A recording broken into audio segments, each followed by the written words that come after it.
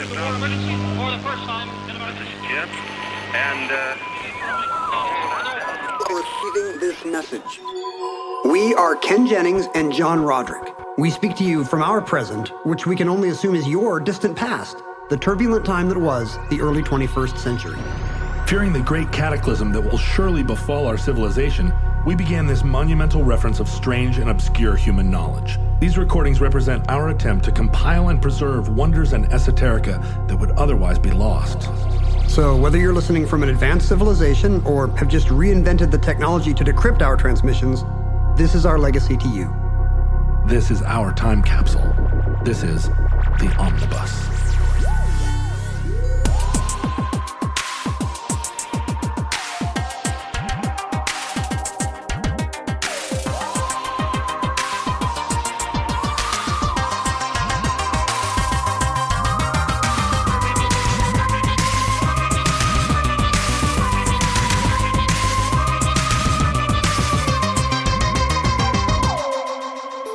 You have accessed entry 795.2CH2811.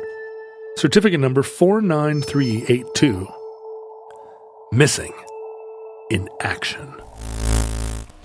We categorically deny that there are any living MIAs in Vietnam. Wrong answer. It's dramatic. Dun, dun, dun, dun, dun, dun. Oh no, you know what? Missing in action, it should be like... This is the end. My only friend, the end. We got such an 80s Vietnam vibe going on right now. I guess Apocalypse Now is 79. This is all about the Vietnam War as experienced in the 1980s, when really the war was at its peak. Yeah, we were refighting it with like... finally. More Time magazine covers about Vietnam in the mid-80s than in the early to mid-70s, for sure. This was a reoccurring theme on my late lamented podcast, Friendly Fire, because we watched a lot of those 80s Vietnam movies where the whole conflict was completely relitigated by, like, I don't know, you'll get to it, I'm sure. I will. Like Rambo literally says in First Blood 2, do we get to win this time? Yeah. Like it's do we get to win this the time? subtext becomes that's good. The subtext becomes the text in First Blood 2. It sure does. Does your late father, may he rest in peace? You should do it during the whole show. Saigon. I'm still in Saigon. He was a little older than most of your peers' dads. Does that mean he was of a generation that got called up neither for World War II or Vietnam? Was he right in the middle? No, my mother was the silent generation, born in 1934. I'm sorry, my mother is, because she's still alive. So all of her classmates went to Korea. But my dad fought in World War II. Yeah. He was in the Naval ROTC at the University of Washington in 1940, and so was already, headed to Navy flight school by the time Pearl Harbor. Conversely, both my grandfathers fought in World War II, and my grandmother, who was a Marine, there was limited ways to be a woman Marine in the 1940s. I think she got in via some kind of hospitality USO angle. She was always showing Clark Gable and Tyrone Power into the, where the bomber sits and stuff. Yeah, my dad was a pilot and throughout the Pacific Theater, so he flew C-47s. Whereas my parents and my wife's parents and a lot of the parents of my friends were dealt with the Vietnam era draft. So they're boomers. Yes. Yeah, but my dad was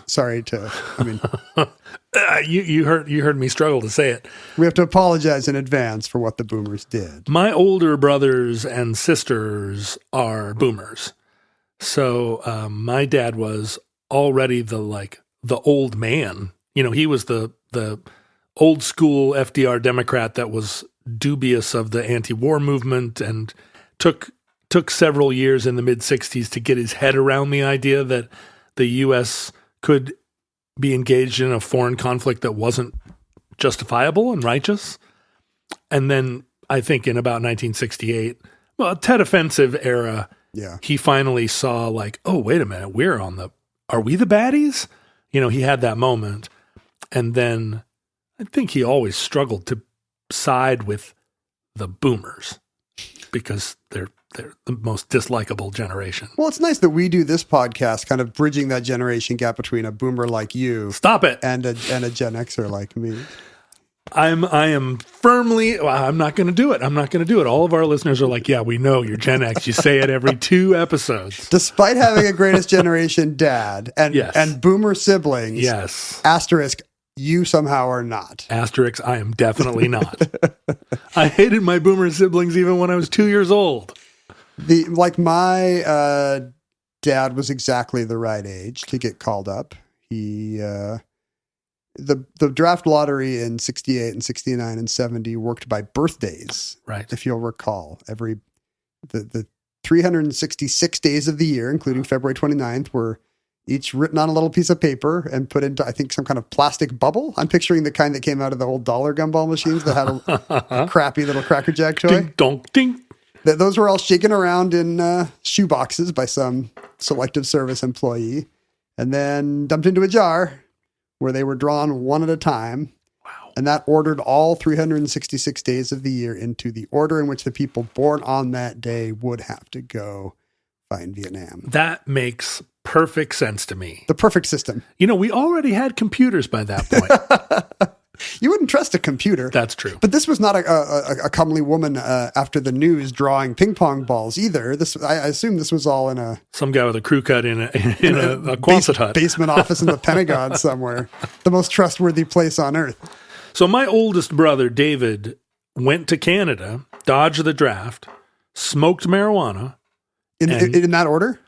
Probably in a different order. I think he probably smoked marijuana first and then was like, you know what? Burned his draft card, made the peace sign, grew a long beard, looked like Phineas Freak of the Fabulous Furry Freak Brothers. This is not actually something. This is something that happens in a Forrest Gump movie. It really happened in the case of my oldest brother, and by his protest, the United States lost the war in Vietnam. That's what the Hawks were saying. Yeah. The reason why the war was going badly was because there was not support at home, which is kind of the story of this. A lot of the propaganda in this entry in the omnibus, actually. My dad was born on August 19th, so he got August 19th, 1949. Oh yeah. Right in the early thick of it. So he withdrew draft number 311. He was pretty safe. My brother David, also born in 1949. We're totally of the same generation. Yeah, Given that my dad and your brother were born on the same day, the math totally works. Listen, is this a Hilbert Hotel where you can move everybody over one room and John gets to be Gen X? Half brother. He also got deferments for before the lottery. He got deferments for college and then a ministerial deferment because he served a Latter-day Saint mission. And that, okay, all right. And sure. Routinely, kids serving on Mormon missions in the Vietnam era could defer their service. And then, the protests over the bad look of we're just going to send non-college kids to die in the jungle. That took a while to dawn on people. Yeah, I mean, white America was not the most, didn't have the most inclusive view of the country at the moment. It was that seemed fine. The soldiers were disproportionate. They were disproportionately poor. They were disproportionately black or brown, other minorities, because college kids could get deferments. Native American. Basically, it was no different than and a ton of Native American kids. So it was really no different than the Civil War era riots where you could just buy your way out of the military, except you could do it with a semester at Dartmouth, which then cost $175 or whatever it was. Right. Now there's not a draft, but there is a pronounced class distinction between who joins the military and who goes and gets a degree in sociology. That is true, and it exacerbates a lot of problems.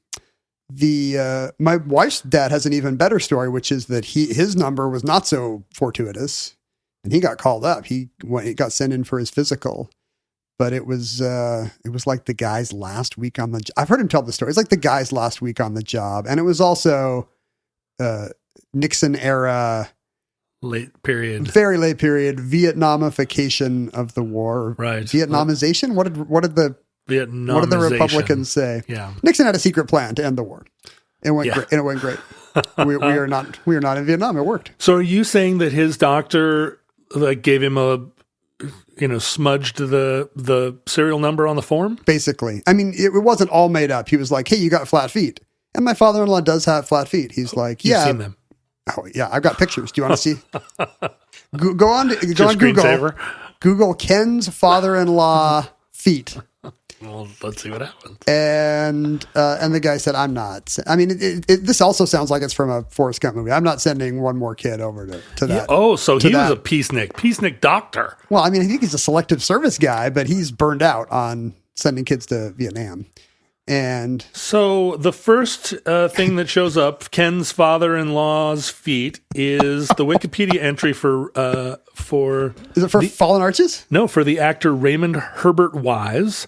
Best Laura Palmer's dad. As Laura Palmer's dad. Spoilers. Let's see, how far down do we have to go before we find him in a Vietnam movie? Why do we think that Ray Wise comes up for Ken's father-in-law's feet? I don't know. He was in RoboCop. Ken's father-in-law. Oh, he went, Kent State. That has the word Ken in it. Does he play Ken Cosgrove's father-in-law? He does. He plays Ken Cosgrove's father-in-law on Mad Men, or did. There you go. Mystery solved. But do we get to see Ray Wise show feet? I don't see his feet.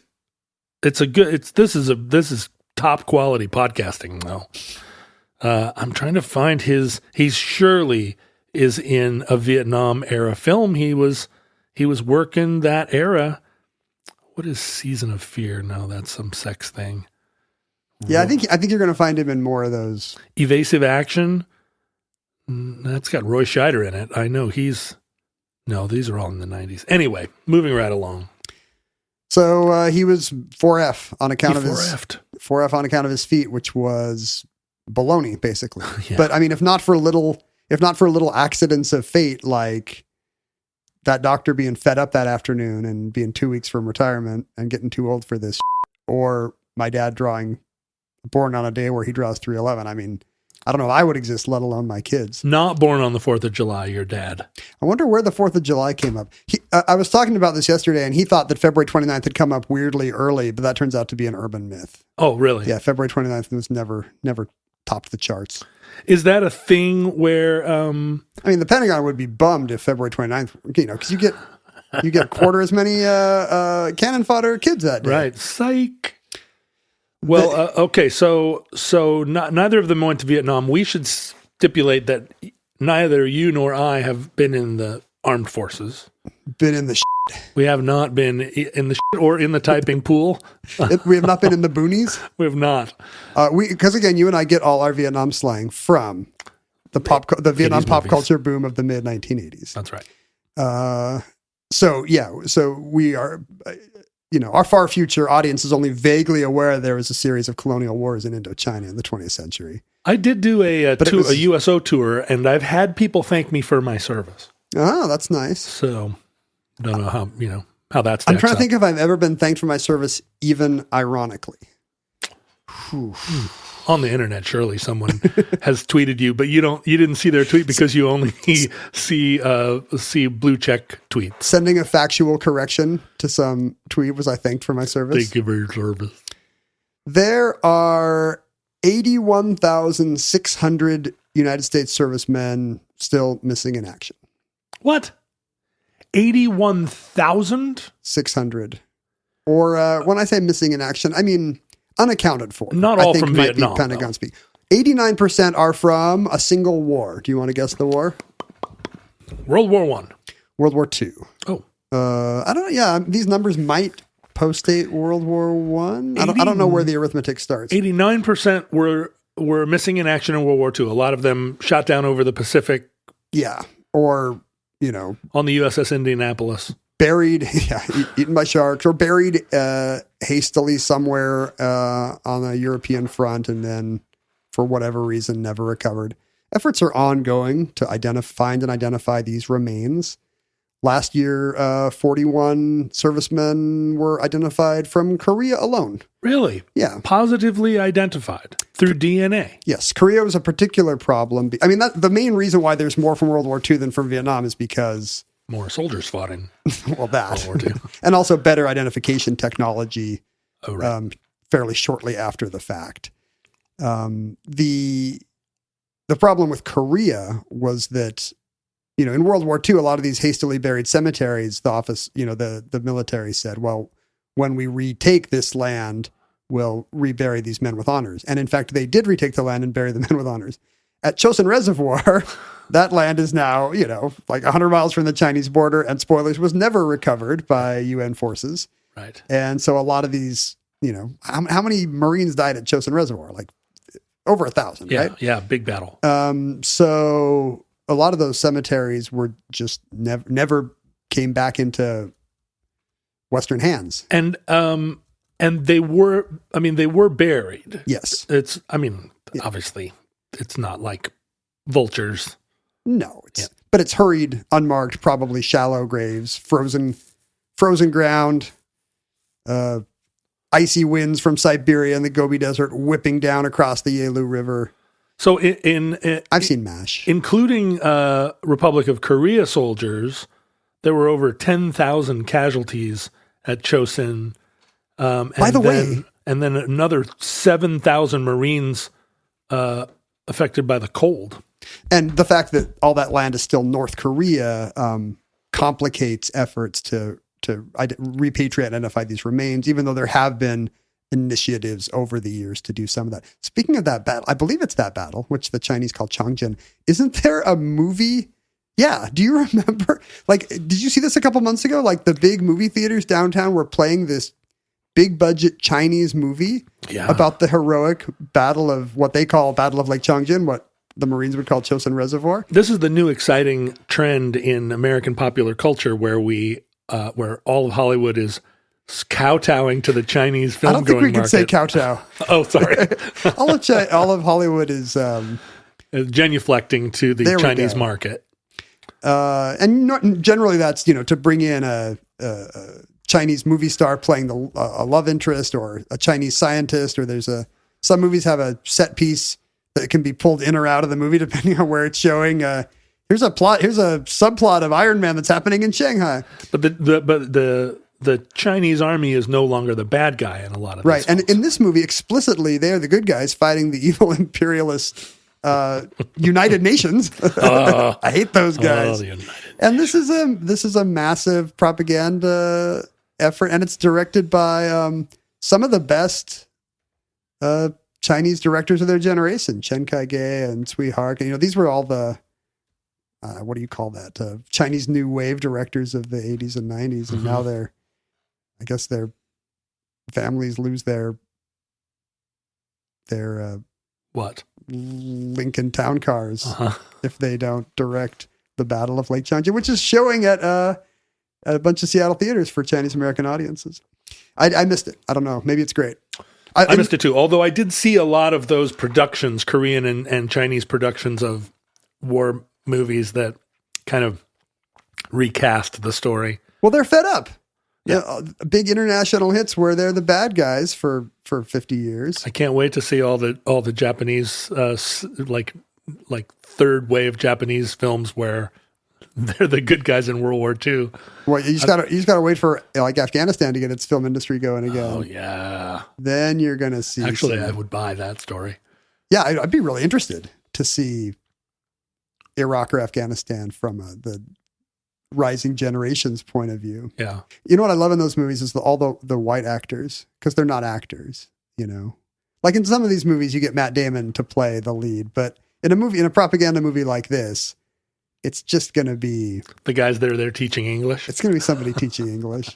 And if you watch an old Jackie Chan movie, you get the same vibe. The guy playing the British colonial cop is just, did not exactly go to the London School of Drama, Why are we talking about? Oh, right. So to this day, the Pentagon has $100 million budget plus for finding and repatriating soldiers' remains. The military culture is of one mind on this. Never leave a man behind. Right.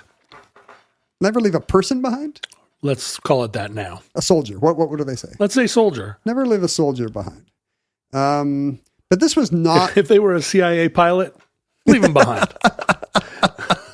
We can neither confirm nor deny. They get a star on the wall, but no name. The IM Force will disavow all knowledge of your actions. Oh yeah, do they get a name on the wall? No name. There's no name on that wall. Does it just say? Is there a part of the wall that just says John Doe, John Doe, John Doe, John Doe, John Doe? I think John some Doe, of John them Doe? are named. It's the secret ones that don't get it. That don't get named. I mean, they're named somewhere. Surely Wouldn't be a secret anymore. They're named somewhere. Surely. they're somewhere. They Somewhere are all on the called wall, Shirley. Shirley. So this was not always the case of this vast phalanx of military and military family culture built around never leaving a soldier behind. Is that right? It wasn't a thing. In the early days of the war, the Johnson administration was very secretive about prisoners of war and how, specifically the terrible mistreatment they were receiving, the flat out torture that American POWs were getting in Vietnamese prisons and prison camps. Well, I've seen Deer Hunter. I know what you're talking about. You know what's going on. Yeah, they're in a bamboo cage. We're going to have James Stockdale in this story, and this is a guy who spent the war hitting himself in the head with a stool and cutting his forehead open with a razor so they couldn't put him on TV doing propaganda. And they were doing much worse stuff than that to him for 7 years. And for obvious reasons, trying to portray this as a minor winnable special operation, the Johnson administration did not want the public thinking about that. Right. So far from we got to support our boys in prison, it was like, what boys in prison? The families didn't love that. So this story you could date back to, not to Sylvester Stallone going into the jungle, but January 7th, 1970, when a Florida woman named Mary Hoff makes a phone call to Annan Flag Makers in New Jersey. Her husband, Michael Hoff, was flying a Sidewinder A7A Corsair. Does that sound right? It does. Taking off from the USS Coral Sea for some kind of strafing run over Laos. Do you say Lao? I say Laos for the country and Lao for the people. I believe even for the country, the S is like a westernized edition. Really? But we'll say Laos for the exact reason you name. His plane is shot down. Other pilots report a flash, which could be associated with a pilot ejecting. Right. So as a result, he is listed as missing in action from 1970 till 1978, when the Pentagon finally officially proclaims that he's dead. I want to say that Sidewinder is what the air-to-air missile is called, and the airplane. Is a sorry, it's an A7A Corsair, but it's loaded with Sidewinder. Sidewinders are the air-to-air missiles. Yep. That makes sense.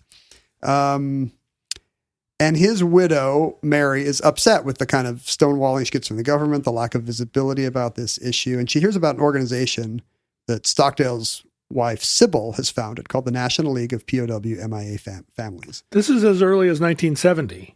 Yeah. And Sybil Stockdale, James Stockdale was in a prison camp for 7 years. Wow. And I guess the funny thing about him, in addition to him becoming a 90s pop culture symbol, Ross Perot is going to come into the story like he always does. He sure does. And he will name James Stockdale his running mate for his third-party run in 1992, which led to the funny spectacle of this retired vice admiral sharing a stage with Vice President Dan Quayle and Senator Al Gore and giving one of the all-time great sound bites. What does he say? Who am I? Why am I here? I know what you're all wondering. Who am I? Why am I here? Ouch. And, it was kind of just a funny way to get into his resume. Right. But the clip was always shown shorn of any context. Who am I? Why am I here? Yeah, it's a version of please clap.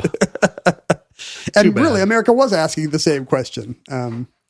But Perot had chosen him because he was such a powerful symbol. The interesting thing about Stockdale is he was present for the Gulf of Tonkin incident, and then 2 days later for the Gulf of Tonkin incident, in air quotes. Right. And he was well aware that the August 4th shooting had been nothing. Wait a minute. Are you part of this conspiracy that feels like the Gulf of Tonkin was a drummed up thing? This is a show about Vietnam era conspiracies, but unfortunately this one is now pretty clear that we were shooting at nothing on August 4th. Right. And Stockdale was well aware. He was there. And he was afraid that they were going to get this out of him in what's the real name for the Hanoi Hilton? The Ho'oloa prison? Ho'oloa prison. Is that right? Ho'oloa prison. And because he was, he was a captain at this point. Captain Stockdale was aware that, his captors could not get this out of him because that would be used for propaganda purposes. And he was still flying even though he was a naval captain. He was the highest ranking prisoner of war, I think, at any point in Vietnam, the Vietnam era. So his widow, Sybil, with another military wife. Did I say widow? His wife, Sybil, along with another military spouse, had formed the National League of POW MIA families. Let's see. She was actually the bigger lobbyist. Along with another POW wife named Evelyn Grubb, they founded this organization. And frustrated military spouses and parents and families would start to find their way there when they were getting, when they couldn't get anybody in the DOD on the phone. And Mary Hoff happens to see a news article in 1971 about, of all things, China joining the United Nations. Right. Again, Nixon. High five to Nixon. Nixon and the Security Council had agreed to replace nationalist China, or Taiwan, on the Security Council with the PRC, controversially at the time. But it led to some logistical troubles for Entente UN, which did not have a Chinese flag. So an emergency call was made to this New Jersey flag maker, which had to produce flags to the specification of the People's Republic of China. And then Entente had to decide whether they wanted to be under C or P for People's Republic. And, there were some interesting logistics to the switchover. And, now you just get that Chinese flag from China, as well as your American flag. Amazon can get you 100 cheap Chinese knockoffs of the American flag. Somehow seeing this article about, there's various retellings of this where Mary Hoff says that the article was about a heroic flag maker who would not make a Chinese flag. But in fact, all the coverage I could find at the time, Annan Flag Makers is like, sure, we'll make your flag. This wasn't a situation where some brave mid-nation red state conservative was like, I won't make your flag. Well, that's how Hoff tells the story now, that she called up this brave flag maker that wouldn't genuflect. Right. Wouldn't make a birthday cake for a gay teen. Wouldn't put Chairman Mao on a gay birthday cake. But I think what actually happened was she called to complain.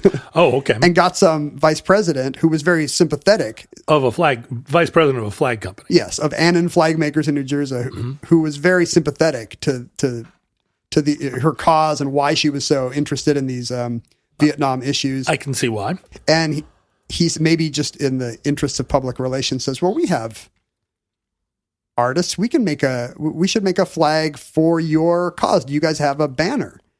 And he finds a graphic designer named Newton Heisley, who served in World War II. He's a transport plane pilot in World War II, and says, design a flag or a banner that can be the symbol of the American POW movement. Now, I should say that Annan Flag Makers currently has 25 employees. Now, in 1972, it's possible that Annan Flag Makers, a giant factory, would have had 2,500 employees, or maybe they've never been larger than 25 employees. I would not be surprised. Having been to the kind of the hollowed out corpse of what was Rand McNally in Skokie, Illinois. Oh, wow. A lot of these places did just have their own massive manufacturing firms and whole office floors of guys at desks in little visors, right, looking or stenographers, like Jack Lemmon's desk in the apartment. But I would not be surprised if they were making thousands of Boy Scout troop flags a day at good old Annan Flag Makers in 1971. So the iconic black and white flag of the POW MIA movement it's a silhouetted soldier of kind of odd profile, looking down. There's behind him. You can tell that Heisley was a World War II vet because the iconography is very much not the deer hunter bamboo cages that you're imagining and that we all imagine from 80s TV. It's a watchtower and a barbed wire and a snatch of a barbed wire fence. It's very reminiscent of a World War II era Stalag. Yeah, and the silhouette of the soldier, he's got a high and tight crew cut, and he looks downtrodden, right? He's not standing straight up with good posture. He's been kept in a bamboo cage. And then it says, "You are not forgotten." The appearance of the profile has led to, and I believe the story to be true. The story that it's actually Newton Heisley's own son Jeffrey was used as the model for the silhouette, much the same way that Jerry West is the NBA silhouette. Heisley had actually been called up to Vietnam, but while he was in Marine boot camp, got sent home with a case of hepatitis. Oh, I thought you were going to say flat feet. No, worse. So he's legitimately 4F. sick and gaunt and struggling. And I don't know if he was ever sent over. I don't know if he ever did a tour, but he was his hepatitis stricken quasi Vietnam draftee son was the model for the kind of odd looking silhouette on the "You Are Not Forgotten" flag. If you image search the POW MIA flag, about halfway down that first page, there's a royalty-free version of it where somebody still owns the POW MIA flag. Yeah, in case you want to fly that flag and not pay your royalties. What does it say? Does it say "You Are Not Forgotten" in Comic Sans, or does it say "We Still Remember You"? Or? No, there's no "You Are Not Forgotten" under it, but the silhouette of the guy is slightly more downtrodden, and is he supposed to be wearing a military cap? Why does his head look like he's wearing a Russian fur hat? No, that's his hair. His head's too big. I guess this is his big without you. Head too big. I guess this is his kind of hepatitis shrunken features, or what I'm seeing there. The watchtower is simplified. I should say there's a guard in the watchtower in both of these flags. Yes. And he's got a gun. Have you never noticed the gun? No, I never saw the gun. I mean, it's a gun or a sword. It's a stick. Or maybe it's a wizard's staff. Yeah, Gandalf's in a watchtower. I know. So it's serious.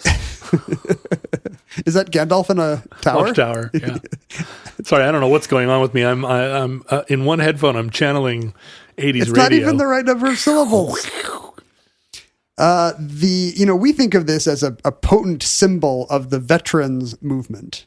But when I say we, I kind of mean Gen X children of the 80s, which is when it became a potent symbol of the veterans movement. This was very much a fringe group of military wives, POW wives largely, who could not get anybody on the Pentagon on the phone for years because it did not serve the nation's propaganda purposes. Right. At the time of the Paris Accords in 1973, the status of the POWs started to become a bigger cause. And in particular, the lobbying groups like the National League of POW MIA Families were, advising the White House on, making sure this was a bargaining chip in the Paris negotiations. But this is a White House. This is a Gerald Ford White House or a Jimmy Carter White House? Nixon era. Oh, still in the Nixon 1973. Era. Okay. And Nixon has made, I think Nixon wisely sees the propaganda win in Operation Homecoming. Let's forget how the war ended. It was a tie pretty much, but look what's on the news. We're bringing our boys home. So he made sure there was lots of footage of what eventually ended up happening. 591 service members released from prisons in Southeast Asia. Unfortunately, even at the time, that number surprised some of the Pentagon. Many were expecting about 100 more.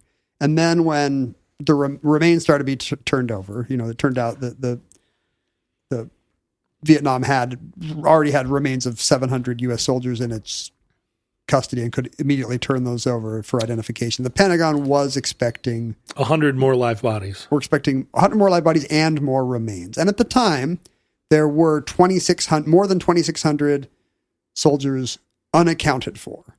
And the kind of vagueness in that bit of military speak led to a lot of discrepancy and confusion because people imagined 2,600 missing in action, when in fact, all that meant was we're missing 2,600 bodies. Yeah. Even at the time, the American government was well aware that most of those people were dead. Like they had accounts of what had likely happened. They just did not have the bodies back in their possession. And I think one of the reasons why the blurriness was kept is because those families could keep receiving military benefits.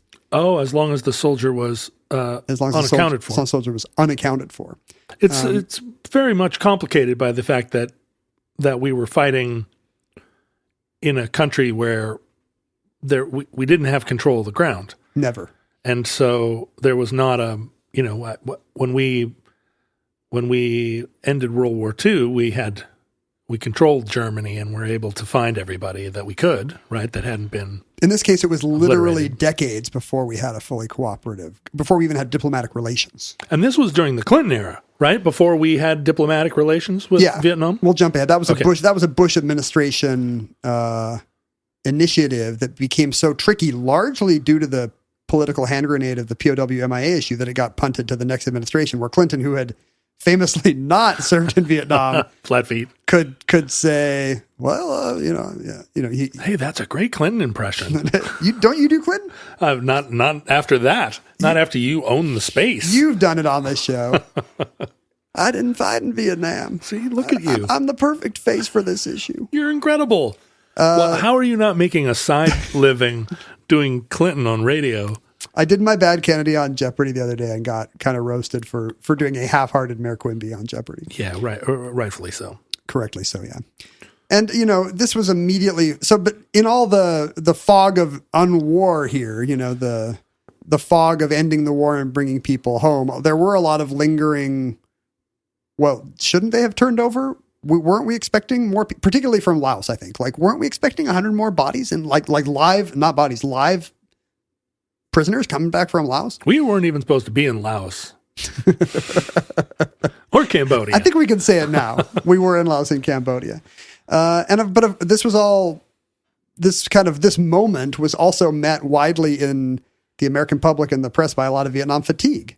Right. Nobody wants to wanted talk hear it about anymore. this. And immediately Vietnam takes over, as we've seen in recent weeks, as we record, with COVID immediately leaving the headlines as soon as there's a big land war in Europe. Uh-huh. Watergate takes over the headlines, and nobody wants to think about the loose threads of Vietnam, which again is kind of a scar in the American unconscious. It's a very raw wound at this point. It's a less great propaganda image to see C-141s full of flag-draped coffins coming back than it is to see Admiral Stockdale and John McCain. Or, despite the Nixon assurance that the Paris Accords are okay because they're going to bring all our boys home, in fact, soldiers have been held back possibly as a future bargaining chip, maybe to extort more money out of the Nixon administration. Now, is there evidence for that at the time?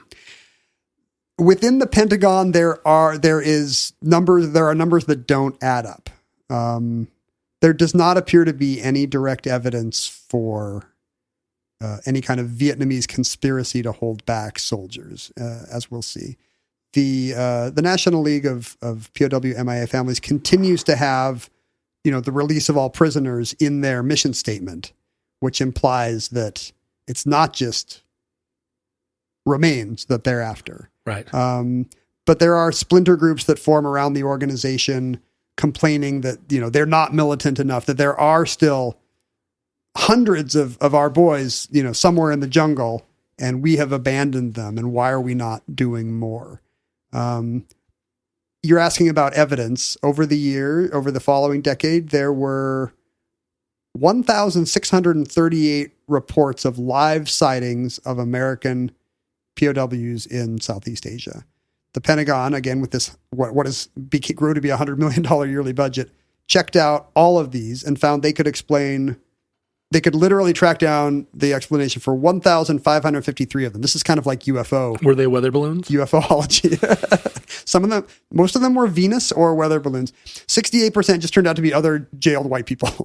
For other reasons. Yeah, They were smuggling pot. Not every jailed white person in Southeast Asia. 2% of them were turned out to be misdated. They were accounts that actually predated Operation Homecoming. How many were ghosts? Hard to say how many were ghosts. Hard to say how many were those inflatable guys at car lots, right, who wave their arms. You wouldn't necessarily look at those guys and think that they were Caucasian. Well, if you were at a distance, they're often green. Imagine or a blur. blue. I see. Yeah, I don't want to say that white is the default race of those car wash guys. Right? They could represent any race. They do appear to have dreadlocks in some cases. That's true. I don't know. They're kind of white dreads. Well, that's the problem, right? They're very problematic, those car wash guys. They look like members of a Pearl Jam fan club. Those car wash guys love fish, don't they? But Primus. 28% Primus, right. But fully 28% of the cases can just turn out to be fabrications. There's a lot of money in telling the United States, hey, I know where, some of these, I know who's working this field over here, and it's actually this guy was a corporal. Air Force pilot. Right. So, but if you're doing the math, that does leave a tiny percentage. Do the math. How many? 85 of these 1,638 cases could not be accounted for. And that's enough to leave, especially, we're dealing with the psychology of mourning not just a mourning nation, but specifically mourning families, right? Wives and kids and parents who don't have closure because 2,600 people just hopped on a transport plane to Asia and never came back. What percentage of the families that didn't have closure were not accepting the fact that their lost service person was pretty well documented as having died? I mean, this is the question, right? Because you've only got 85 people that they can't account for, but there are all those families where their son never came home. These aren't 85 of the missing. These are 85 of the live sighting reports. Of the accounts. Yeah. Right, I see. I don't know it's the vast majority of the unaccounted fors are, we actually know that he didn't survive that crash or whatever. Yeah. But yeah, I assume it would not be uncommon for a family to hold out hope. Like, why wouldn't you? Right. I mean, why wouldn't you? Because you have to find closure at some point. And gradually this starts to claw itself up from this kind of quasi-military subculture of people flying the POW MIA banner into the public eye. Love it when this happens. In the early 80s, ex-Special Forces guy named Bo Greitz. Oh, he's one of the heroes of America. He should probably get his own omnibus at some point. Bo Greitz. I can do it from memory. He leads a couple missions into the jungles of Southeast Asia, saying he's got a lead on where these guys are. Because we've got Ronald Reagan in office now, and the pride is back. This is what happens. Reagan's in the White House, and I know. It's serious. And his administration routinely starts flying just hundreds and hundreds of these National League of POW MIA family wives and kids out to the White House for events and conventions and breakfasts and luncheons. Not at all exploiting them. No, and not at all, with emphasizing, he's a Cold Warrior. Yes. And he does not want America to forget the bruises of the global communism has and is inflicting on the world. Andre Gromyko still heading up the foreign policy. Big Brezhnev eyebrows still looming over America. Although Brezhnev had a stroke by this point, so he was just a puppet dictator. But the eyebrows were as thick as ever. They were. They got untouched by the embolism. His White House announces that this is a matter of a highest national priority. Right. And everybody can be kind of vague on the language here. I remember this. Everybody can say, hey, just, look, there are remains in some of the most acidic soil in the world.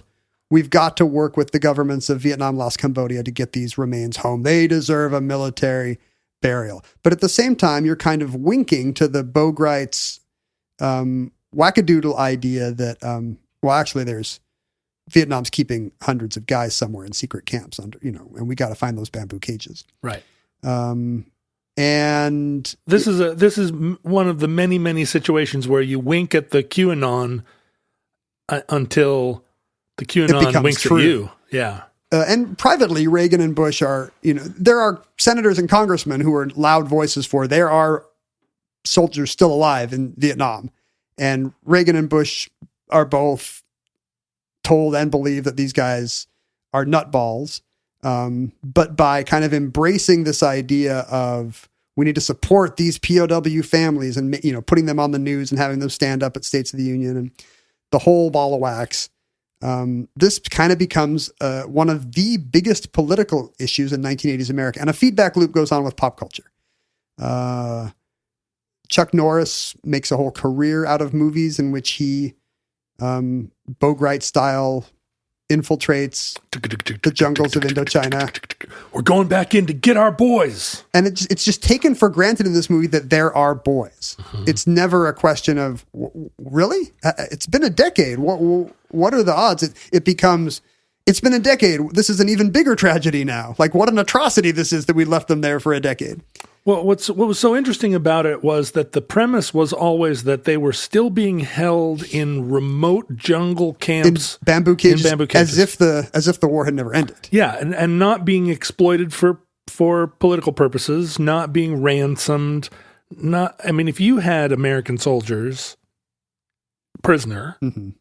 I would not just be using them to harvest my rice. No. As they, because a lot of, if you watch TV in the 80s, this percolated up to Magnum PI and MacGyver, and they would all have got to bring home missing Lieutenant whoever. Right. And the show would often end with a conical Vietnamese hat working a rice field, and the chopper of our guy would head home across the jungle unsuccessful. And the hat would tip up, and lo and behold, It would be the guy, the white actor we saw the photo of earlier. Sure, blonde, blue-eyed, gaunt, and wearing black pajamas. Some Mark Singer-looking 80s soap actor in black pajamas. But this was an era when the bad guys in movies like this could still be bad by virtue of their race. That's also true. And it was a shock to see a white face. Yeah. Right, but the premise was that the Vietnamese army or government or the remnants of the Viet Cong had zero compassion and were doing this. The only logic would be that they were doing it vindictively. Like, they're still pissed. Yeah, we're going to punish you as proxies for all of America, right? Why else? I always watch those movies and I was like, the Vietnamese guards, like, this is their job, right? Like, they go home at night, right? What? This is a terrible job. They just want to go home and have a bowl of pho and hit the sack. They're like, get me out of here. Like, I have to stay in this crappy camp too and like whack these guys every day. I mean, it's just an implication of the kind of the media portrayals of Vietnam that hit the West in the 60s. Nobody talked about why you would, the origins of the Viet Cong as Viet Minh freedom fighters against the French. They were just a faceless, evil yellow peril. And it was enough to say, look at these conniving foreigners. Right. It's funny to think that communism as a boogeyman, can we still say boogeyman?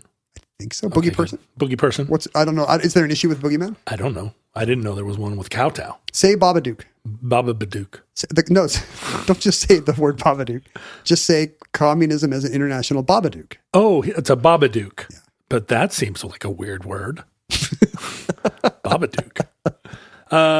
So communism, communism in Cuba, communism in Vietnam, these weren't initially communist revolutions. They were class revolutions and anti-imperialist colonialist revolutions. Right. And the communism was a later overlay because I think Castro would have loved to have been an American friend. But he couldn't get a tryout with the Dodgers or the Yankees. Exactly. And so it was, America had this vested interest in siding with the French and siding with Batista.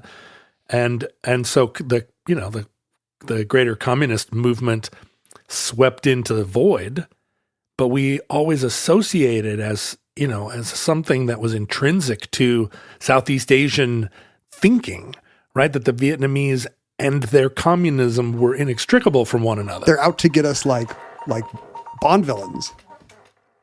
Yeah, exactly. Like there's something in their mind. They've got a worldwide plot. Yeah, it's a plot that they had concocted out of a admixture of their history and their religion or lack thereof. And if true, if it's ideological, of course they would be maintaining these awful torture camps in remote areas. Because there was something ideological about their nature, which is so weird to think about now that, we, in review, we go, oh, they were really poor and being exploited. And so naturally fought as we would. Yeah. I mean, I can picture you with an AK-47 I'd be the first guy. pointing it the wrong direction. Once Putin pours into King and Snohomish counties, Yeah. Washington State. Yeah, when the Russians are marching up Greenwood Avenue. I'd be putting the barricades on. I'd be putting the barricades on Boren and Fremont Avenue, so they can't get up from the ship canal. Would you? Oh, absolutely. I'd be waving the flag like the Les Mis guys. Yeah. You don't want to see tanks going up those streets. That's my coffee place. I'd like to see them try, right? I can barely get a car up those streets. In those streets, if a car is coming the other way, that's what you would do. You would just send a Tesla up the other way. Right. And they'd kind of do I don't know. Try and pull just over. shrugging at the car. I can't really, at the guess you tank. have to back up. You're going to have to back up, Vladimir. The funny thing is that while this is bubbling up in the pop culture, which eventually leads to, it starts out with these kind of schlocky, low budget Chuck Norris things. There you go. But eventually you get to Gene Hackman and Uncommon Valor. And finally you get that was such a terrible movie. Finally you get to Stallone in Rambo, and it becomes, the big summer movie is this blockbuster escapist fare about how this time we're going back and this time we're going to win. And a bunch of soldiers are still alive in the jungle. Right. So it becomes received wisdom that this is all true, even though on the official level, like the governments of Laos and Cambodia are now working with us to open up access to sites where they believe that planes crashed or prisoners were buried. Even the Vietnam government, even though we don't have normalized diplomatic relations, overtures are starting to happen in the same direction. So remains are coming home right from Southeast Asia. Now here's a Generation X litmus test. Do you remember a time when it was inconceivable anyone would say that we had lost the Vietnam War? Do you remember a time? Because my entire childhood up through about halfway through high school, no one, I never heard anyone suggest. I mean, it was shameful that it was a tie. That was as far as anybody in the popular press would go, that we had tied. Yeah, I had never heard the formulation until probably the late 80s. That we'd lost. Yeah. That anyone would dare, and it was always some radical that was like, we actually, you know what? We actually lost the Vietnam War. How do you like that, Ken? I feel like when I first heard it, it was in connection with we lost because of the hippies. Yeah, for sure. If we lost the war at home and then... you could say that we lost, it was because of the hippies. Yes. We'll allow that maybe it wasn't as fully throated a win as it could have been. We wouldn't have lost if not for the hippies. But it was because of people putting flowers in rifle barrels back home. Spitting on people in airports. Right. The success of Rambo led to a massive rebirth of the Vietnam War era in popular culture at a time when, as you say, we were finally ready to reassess it. Like the generation who was there and felt like it had all been just a weird fever dream that everybody had ignored or, actively denigrated them for when they got home, was ready to feel like they had a voice and their stories could be told. It is kind of funny that, there's nothing after the Green Berets, the gung-ho John Wayne pro-Vietnam War movie, until that late 70s trifecta of Deer Hunter and Apocalypse Now and Coming Home that all came out like within 18 months of each other. Mm-hmm. And then it's really radio silence until this bubbling up of Chuck Norrisism into the culture creates the space for Full Metal Jacket and Platoon, and on TV you could watch China Beach and Tour of Duty. Like there were successful primetime dramas set in Vietnam. Yeah. Whereas before, the most successful Vietnam pop culture had been MASH, set in the crypto Vietnam of Korea. Right. Where it was kind of sad but funny. And I remember, and it really is just more about kind of a catch-22. This is the absurdity of any war. But of course, if you'd served in Asia, you understood what was going on. I want to just say that the soldiers getting spit on in airports. There was a book that came out in the late 90s called The Spitting Image that was written by a Vietnam vet that could not find a single documented instance of it.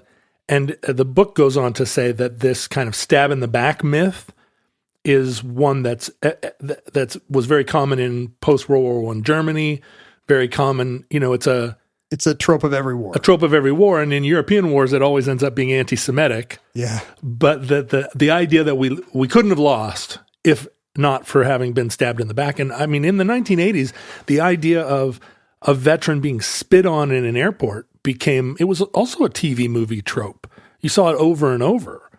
And it's actually, there never was a documentary. And it led to it led directly to the opposite backlash of support the troops phenomenon we see today, where, your most leftish Hollywood figures will still have to genuflect. Still have to do little "We Are the Worlds" for our brave veterans. Yeah, the distinction between being opposed to you're opposed to the war, but not the troops. That distinction that didn't used to exist. Hate the sin or not the sin, right? By the way, I mean, you hate the State Department, basically. not the Pentagon, and they're all Jews. Wow. The findings of the spitting image are contested by plenty of actual military observers. So you will find accounts of people being like, look, just because this researcher couldn't find one doesn't mean I don't know what I felt. And here, I know what I felt and saw when I came home. So the Hawks will still say, I was spit on. It was just privately. That was a real thing. You had to pay extra for it. There was a back room for it. Mistress Matisse. But yeah, you're exactly right that image of we didn't do enough to support, and a lot of that we didn't do enough to support the veterans is coming out of this POW MIA families lobbying movement, which again is, a lobbying reaction to the cover-ups of the Johnson administration, right? Later being leveraged by Reagan and Bush. There was a germ that justified the suspicion, which was a cover-up at the source. Yeah, really, the military and government institutions were not sticking up for military families. And this becomes enough of through Rambo and then this whole Vietnam pop culture explosion that comes out of it. I remember in 1986, reading Marvel Comics had a comic called The Nam, which came out monthly and told Vietnam stories in real time. Like it started in whatever, it started in 65. Yeah. It starts in somebody getting off a plane in May 1965. And then every month you get a different caisson. Exactly. Building up to the Tet Offensive in 1989, I guess it would be. Is it like a Flashman series where one soldier somehow manages to be at every battle in Vietnam? No, characters come and go, as they come in and then either TDY or evac out or whatever it is. And, it always had a little thing in the back of glossary. So you could say, here's what Charlie means. Here's what the boonies or the world means, Yeah. He's saying he's short. He's going back to the world? That means he's going back to the world, which means he's going back to America. He's catching that big bird home or whatever. And between that and, watching Platoon and Full Metal Jacket and there were more, right? Casualties of War, Hamburger Hill. Some of these are Korea, but I can't remember which are which. Well, so some of them are just Vietnam movies. And some of the movies about Hamburger Hill or that's what I'm saying. This is not limited to POWs are still alive movies. Right. But I think that movement is essential to giving us this mid-'80s burst of finally the stories can be told. And the memorial opened in 82. Right. So I think finally that was kind of a permission to, let's grapple with this. And the wall is an admission that it was not just a win or a loss. It was also tens of thousands, hundreds of thousands of individual stories, right. Lives changed, lives ruined, lives lost. The profundity of those early images of Vietnam vets standing with their hand against the Vietnam Memorial, right. That then became another sort of icon. All those posters of where that image, then there's some soldier reflected in the black granite. And then decades of going to the wall and being able to buy that poster or a POW MIA t-shirt from one of the many veterans hawkers tables in the area. When that memorial opened, it was incredible. I remember it just being a profound reckoning. There was a TV movie about it. I remember watching a TV movie about the fight to open the Vietnam Veterans Memorial. And the fact that it was designed by an Asian American, it was such a controversy at the time, and a woman. There was for some reason, the only thing I remember in the TV movie is how people keep complaining that the wall's going to be black, like it's a symbol of shame and blah, blah, blah. And finally, after this goes on for several minutes, finally some, I'm picturing John Amos or Paul Winfield, some amazing, dignified African-American actor stands up with all his brass and scrambled eggs on his shoulder and everything and says, if I have to hear the color black be referred to as the color of shame one more time in this meeting, this guy pulls the race card and everyone's like, yeah, boom, got mic him, drop. got him. So this was the Reagan 80s, was a time of, great sexual frustration for me, but also for others, super good music. And a time of coming to terms with the implications of Vietnam and this kind of parallel conspiracy theory that tons of soldiers are still alive ceases to become a fringy QAnon thing, like QAnon did, and actually becomes mainstream received wisdom in America. A Newsweek cover shows some of these contested photos of live sightings as if it were real news. A Wall Street Journal poll in 1991 finds that fully 69% of Americans believe that there are live soldiers still missing in action, still in Vietnam. The same today. Exact number of the 69 number of American conservatives that believe the election is fraudulent, the election of 2020. So, yeah, I was about to say this is unprecedented in American history, but it would not remain for long. That it's not 69%. 69% of Republicans might believe I think it might be 85% now. But it's as if these ideas about the moon landing suddenly became just majority opinions. And you had the White House being like, yes, we've got the astronauts' families here, and we need to reveal the truth about the moon landing. Like, throughout this whole period, there were editorials that were saying none of these. I mean, I remember reading the counter opinion. It's just, it can't counter. That was still Sylvester the majority Stallone. opinion, but it can't beat Rambo, and it can't beat the outliers, and there were outliers. Ross Perot essentially ran the most successful third-party candidacy in recent history, basically based on the idea, his national prominence had come as a booster for, we got to get into the jungles and get our guys home. Plus flat tax or whatever. No, I guess that was Steve Forbes. The Reagan White House and Congress, with broad bipartisan appeal, began to fly the POW MIA flag over the White House once a year on a certain day of remembrance in the Capitol. To this day, this still happens once a year, and it's still the only flag other than the Stars and Stripes that ever flies over the Capitol and White House. This is the prominence that this kind of oddly designed flag of this movement gets. Even during I guess, I mean, there's no distinction on this topic between Republicans and Democrats, because no liberal administration would risk not flying the flag on POW Day, right? Exactly. And that's what happens in 1993, when the Bush administration has been working to normalize diplomatic relations with Vietnam. This the idea of returned remains, and particularly this idea in the Rambo idea in the public image of live POWs, is still such a huge sticking point in the negotiations that there have to be Senate hearings.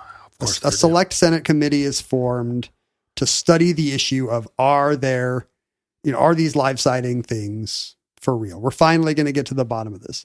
Did they also investigate the mafia at this time?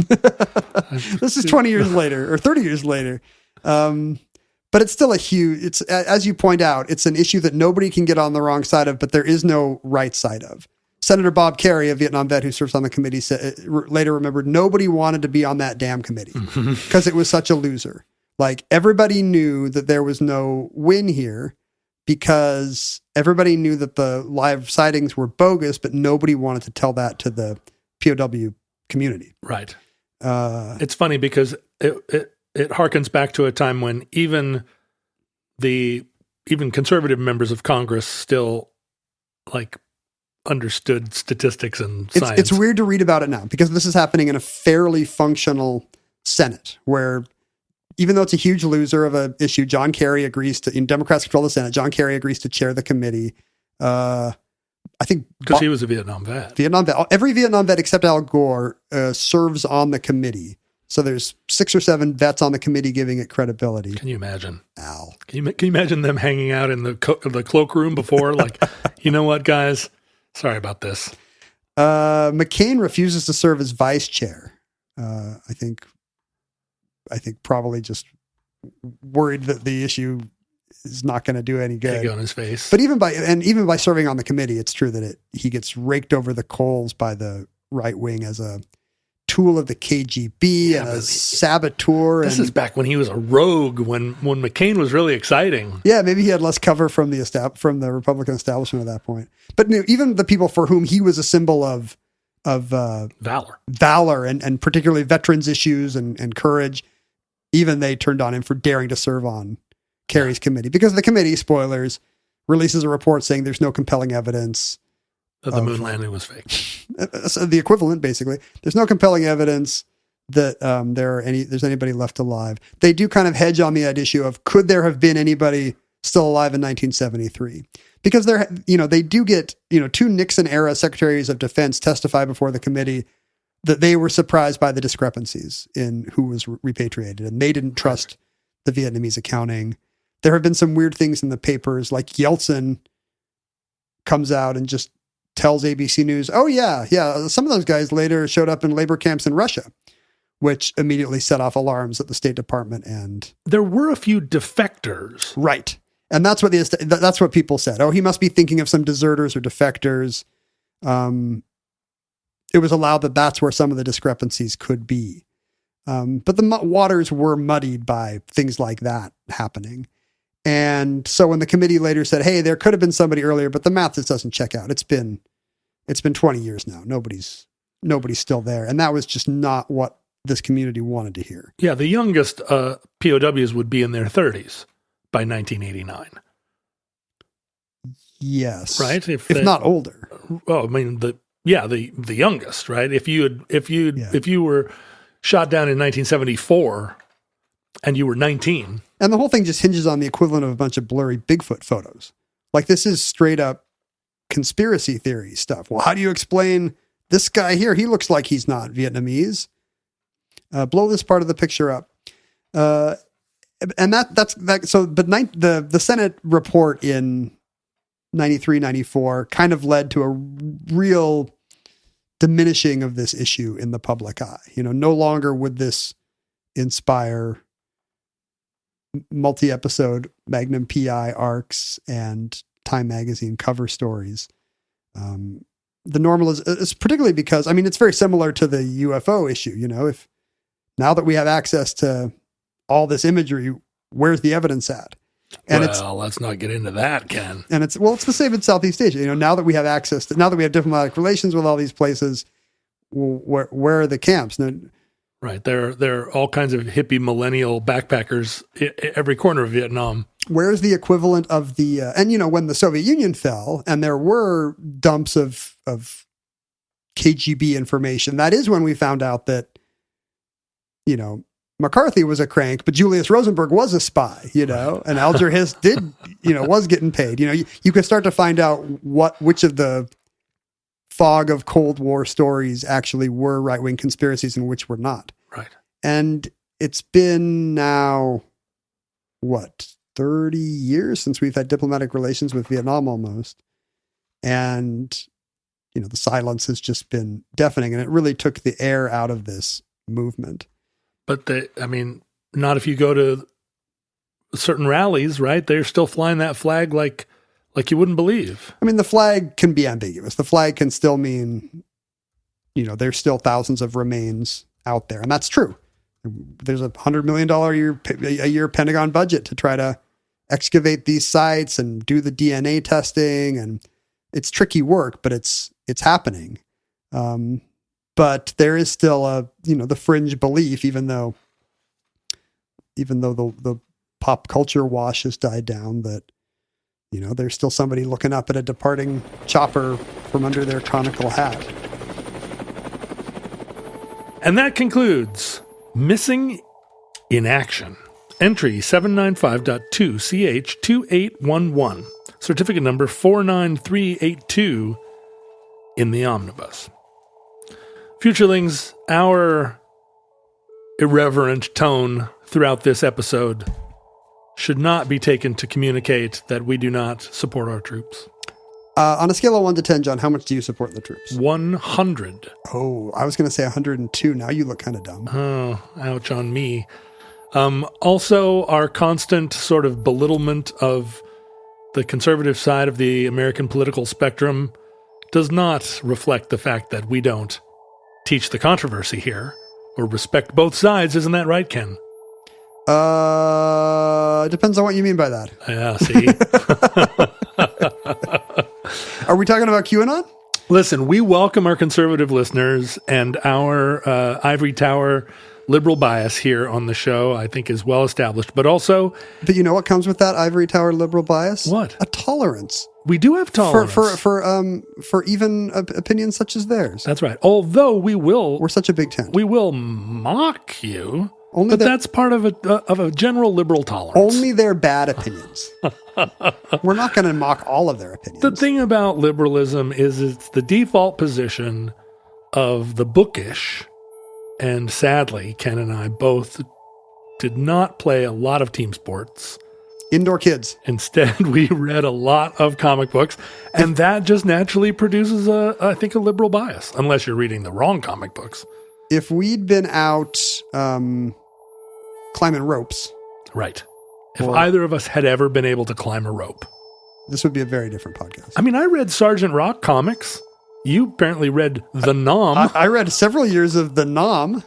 I watched every China Beach, but that's kind of a flimsy anti-war take. I had the Anarchist Cookbook memorized, and there were a lot of Vietnam sabotage techniques in that book. But still... Bo Greitz was briefly a Mormon in the 80s. A lot of people don't remember this. So it didn't go great. I don't know what happened that we have this tangible liberal bias. I'm sure that there were some futurelings that had to punch out of this episode like a pilot punching out of an F-4 that had been hit by a Soviet surface-to-air missile because they said, I can't stand to hear Ken and John's liberal bias one more second. And boy, there was a lot of it here. Well, I hope they came back in time to hear us talk about how much we support the troops. If you are a futureling listening to this and you know a conservative futureling that punched out of this episode, go pet their hair and tell them it's going to be okay. Cross the aisle. Get out of your liberal bubble. That's the kind of siloing that's ruining America. That's exactly right. Go listen to them talk about how the spike proteins on the vaccine gave them COVID and not getting the vaccine. We're going to come back on Thursday with a new episode, and it's going to be about guitar pedals or some kind of Soviet space program or something else that's politically neutral. You can go back to enjoying the show. I've already decided what I'm doing next week, and it's Cold War again. So oh, wow. I've got some bad news. Hot tamales. What am I doing? Oh, yeah. It's my whole thing is just more liberal, anti-Christian bias. And again? Yeah. It's terrible. I'm going to change mine. I'm going to do mine about those Christian Archie comics. Oh, yeah. No, didn't we do that already?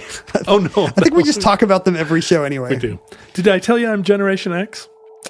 You can go find more liberal crapola on our social media accounts.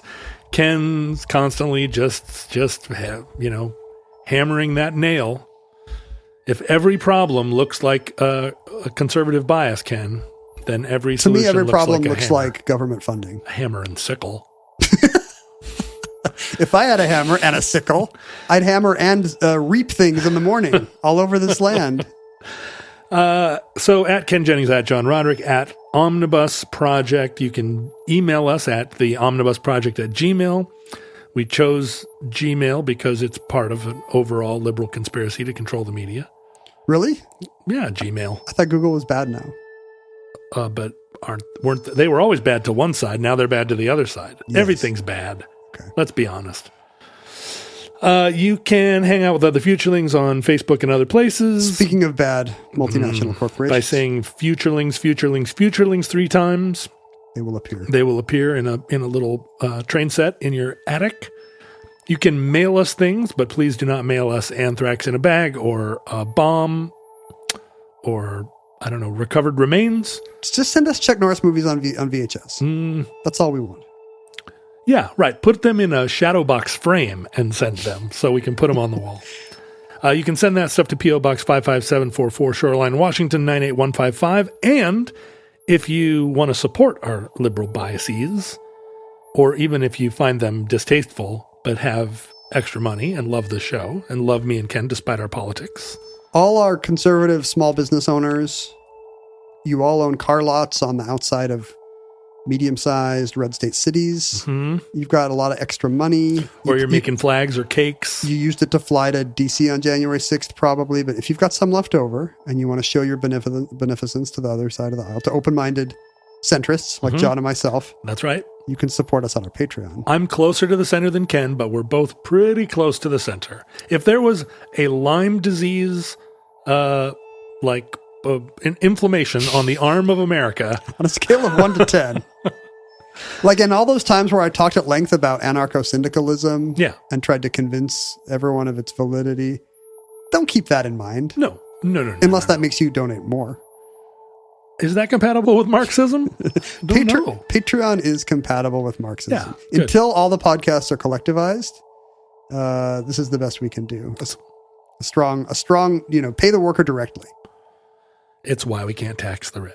You mentioned the P.O. Box. Somebody, and I don't know who this hero is, has signed us up for the Center for Land Use Interpretations quarterly. Okay. The Lay of the Land. Okay, this is right out of my playbook. Dedicated to the increase and diffusion of knowledge about how the nation's lands are apportioned, utilized, and perceived.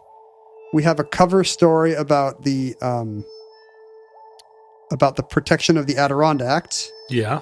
Which I think I just said weird. You put a T at the end. Why did I put a T at the end of Adirondack? Because this is omnibus. Just for fun. But then there's also another story about about Amazon fulfillment centers. Right, which are increasingly 1/3 of the land surface of America. That's probably why. It explains what all the different QR codes on the outside of your Amazon label mean. This is fantastic. And I notice on the back, this is very interesting.